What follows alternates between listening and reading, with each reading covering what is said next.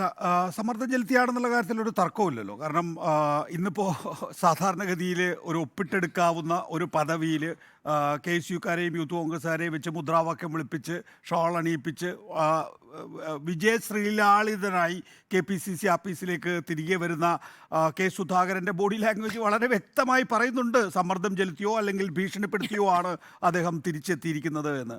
ഞാൻ മനസ്സിലാക്കുന്നത് വളരെ ചുരുക്കി പറഞ്ഞാൽ ലോക്സഭാ തെരഞ്ഞെടുപ്പിന് ശേഷമുള്ള പുനഃസംഘടന, ആ പുനഃസംഘടനയിൽ കെ സുധാകരനെ മാറ്റും. മാത്രമല്ല, കെ സുധാകരൻ്റെ കാര്യത്തിനകത്ത് ഒരു മാറ്റം ഉറപ്പാണ്. കാരണം 19 സീറ്റിലേക്ക് UDF തിരികെ വരാൻ പോകുന്നില്ല.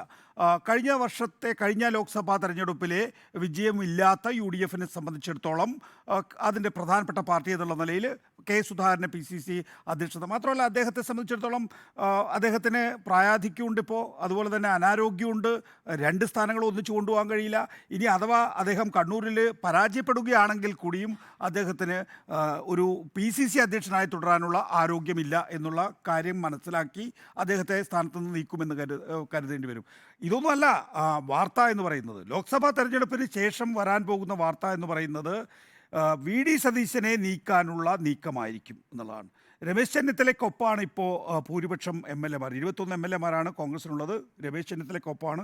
ഞാൻ മനസ്സിലാക്കുന്നത് രമേശ് ചെന്നിത്തല നീക്കം ശക്തമാക്കുമെന്നുള്ളതാണ്. അതുകൊണ്ട് കോൺഗ്രസ് രാഷ്ട്രീയം സജീവമായ ചർച്ചയാകാൻ പോവുകയാണ് ലോക്സഭാ തെരഞ്ഞെടുപ്പിന് ശേഷം.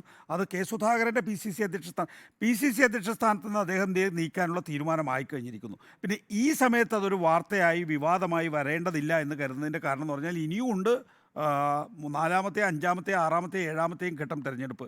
ഒരു സുധാകരനുണ്ടാക്കുന്ന രാഷ്ട്രീയമായ ബഹളം മറ്റ് സംസ്ഥാനങ്ങളെ ബാധിക്കരുത് എന്നുള്ളതുകൊണ്ടാണ് അദ്ദേഹത്തിന് ലോക്സഭാ തെരഞ്ഞെടുപ്പ് ഫലം വരുന്നത് വരെ മാത്രമേ ആയുസുള്ളൂ. അത് കഴിഞ്ഞതിന് ശേഷം അദ്ദേഹം മാറും.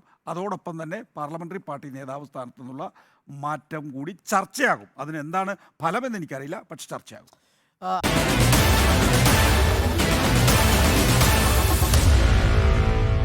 Meet the editors.